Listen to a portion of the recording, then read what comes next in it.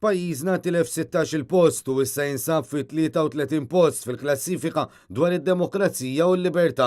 L-istħarriġ ta' kull sena isir mill-Aġenzija Amerikana Freedom House li tħares lejn l-istat tad-demokrazija u l-libertà f'195 pajjiż u 14 il-territorju madwar id-dinja. Meta jħares lejn Malta l-istħarriġ juri kif fl-2017 pajjiżna tilef 4 punti u minn 96 niżel għal 92. L-uniċi pajjiżi li marru qar minna huma il-Gabon, it-Tunezija, il-Kongo, it-Tanzanija, it-Turkija u l-Gżejjer tal-Maldivi.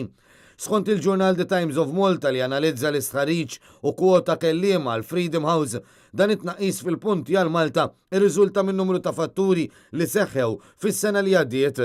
Fil-fatt il-kelliema tal-Aġenzija Amerikana qalet lill-ġurnal li pereżempju l-qtil tal-ġurnalista Daphne Caruana Galizia żgur li ħalla l-impatt tiegħu fuq il-pożizzjoni ta' Malta għax dan il-każ inkwieta lilhom ukoll.